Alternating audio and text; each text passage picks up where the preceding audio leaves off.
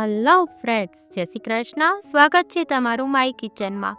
આજે આપણે બનાવીશું Valentine special heart shape chocolate, જે માર્કેટ કરતાં એકદમ ઓછા ખર્ચમાં તૈયાર થઈ જાય છે, જે એકદમ ઇઝી છે અને ફટાફટ બની જાય છે અને એટલી જ ટેસ્ટી બને છે. તો ચલો બનાવવાની શરૂઆત કરીએ.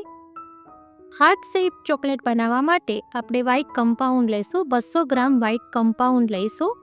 તેને આ રીતે કટ કરી લઈશું. જો તમને આજની મારી રેસીપી ગમે તો મારી ચેનલને લાઈક કરજો, તમારા ગ્રુપમાં શેર કરજો અને આજ સુધી તમે મારી ચેનલને સબસ્ક્રાઈબ ના કરી હોય તો સબસ્ક્રાઈબ કરી દેજો અને બાજુમાં આવેલા બેલ આઇકનને પ્રેસ કરી દેજો, જેથી આવનારા બધા જ નવા વિડીયોનું નોટિફિકેશન તમને મળી જાય. જો આપણી ચોકલેટ સરસ કટ થઈ ગઈ છે, હવે એને આપણે મેલ્ટ કરીશું. આને તમે માઇક્રોવેવથી મેલ્ટ કરી શકો છો યા પછી ડબલ બોઇલિંગથી પણ મેલ્ટ કરી શકો છો. તમારે મેલ્ટિંગની રેસીપી જોવી હોય તો અગાઉની મેં ચોકલેટની રેસીપીમાં આપેલું છે, એમાંથી તમે જોઈ શકો છો. ત્યારબાદ આપણે હાર્ટ શેપનું ચોકલેટ મોલ્ડ લઈશું. મોલ્ડને આપણે પહેલાં ટિશ્યુથી બરાબર ક્લીન કરી લઈશું, જેથી ચોકલેટની સાઇન મસ્ત આવશે એમાં. ત્યારબાદ આપણે ચમચીથી જે મેલ્ટ કરેલી ચોકલેટ છે એને આ રીતે થોડી થોડી મોલ્ડમાં રેડી દેવાની છે. ત્યારબાદ એક નાની સ્પૂન લઈ અને એનું આ રીતે આપણે આઉટર લેયર બનાવીશું, જેને આ રીતે આપણે ઇવનલી સ્પ્રેડ કરવાની છે, જેથી બધી જ કોર્નર્સ એની કવર થઈ જાય. જો હું દેખાડું છું એ રીતે તમારે બનાવવાનું છે. પહેલાં થોડી ચોકલેટ મૂકવાની, પછી સ્પૂનથી આપણે એને સ્પ્રેડ કરી દેવાનું છે. જો આ રીતે આપણે બધી જ કરી લઈશું. આજની રેસીપી ચોક્કસ ટ્રાય કરજો, બહુ ફાઇન ટેસ્ટમાં બને છે આ ચોકલેટ અને એટલી ફાસ્ટ બની જાય છે ને. જો આ રીતે બધી જ આપણે સ્પ્રેડ કરી દઈશું. આ રીતે આપણે પૂરું મોલ્ડ ભરી લીધું છે. હવે આપણે રેડ કલરની તૂટી ફૂટી લઈશું. તૂટી ફૂટીને આપણે આની અંદર ભરી દઈશું. થોડી થોડી તૂટી ફૂટી ભરી દેવાની છે.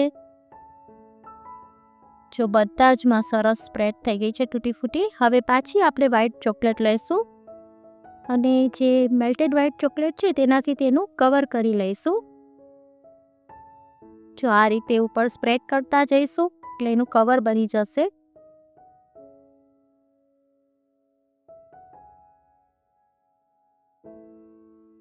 બધી તૂટી ફૂટી કવર થઈ જાય એ રીતે આપણે ચોકલેટ સ્પ્રેડ કરી દેવાની છે.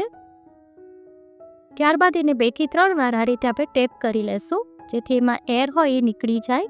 હવે 10 મિનિટ માટે આપણે એને ફ્રીઝમાં સેટ કરવા રાખી દઈશું. જો 10 મિનિટ પછી મેં ચોકલેટ બહાર નીકાળી છે, સરસ સેટ થઈ ગઈ છે. હવે આ રીતે એને અનમોલ્ડ કરી લઈશું. ઇઝીલી અનમોલ્ડ થઈ જાય છે, સેટ થઈ જાય એટલે તરત થઈ જશે. ત્યારબાદ આપણે એને થોડું ફિનિશિંગ કરી લઈશું. એનો એક્સ્ટ્રા પાર્ટ છે એ કાઢી લઈશું બધો. જો કેટલી મસ્ત થઈ ગઈ છે.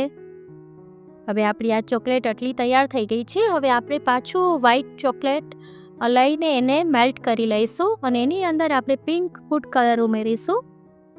હવે એને કોનમાં ભરી લઈશું આપણે. હવે જે આ ચોકલેટ સેટ થયેલી છે તેના ઉપર આ રીતે આપણે ડિઝાઇન કરીશું. એકદમ ઇઝી છે, ફટાફટ થઈ જાય છે. મને કમેન્ટ કરીને ચોક્કસ કહેજો કે આજની રેસીપી તમને કેવી લાગી. બીજી તમારે અલગ અલગ ચોકલેટની રેસીપી જોવી હોય તો હું કમેન્ટ બોક્સમાં તેની લિંક આપી દઈશ. હવે એને ઠંડુ થવા દઈશું. સેટ થઈ જશે એટલે સરસ આ રીતે બની જશે. જો કેટલી મસ્ત બની ગઈ છે, જોતાં જ ખાવાનું મન થઈ જાય એવી બની છે ને. ટેસ્ટમાં બી બહુ જ ફાઇન લાગે છે. એકવાર ચોક્કસ ટ્રાય કરજો. હવે જે આપણે આ થોડું જ એક્સ્ટ્રા પાર્ટ છે બધું કાઢી લેવાનું છે ને આ રીતે ફિનિશિંગ આપી દેવાનું છે. આ રીતે બધું તમે કાઢશો ને એટલે નીકળી જશે ઇઝીલી. તમે આ સ્પ્રેડ કરો પછી એને થોડી સુકાવા દેવાની. સુકાય પછી જ એને કરવાની છે આપણે. જો બધી સરસ થઈ ગઈ છે. હવે હું તમને કટ કરીને બતાવી દઉં કેવી લાગે છે. જો કેટલી મસ્ત લાગે છે. ચોક્કસ ટ્રાય કરજો આ રેસીપી.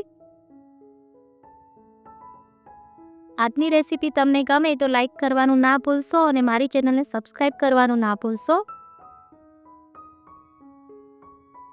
ફરી જ મળીશું એક નવી જ રેસીપી સાથે. Till then bye bye.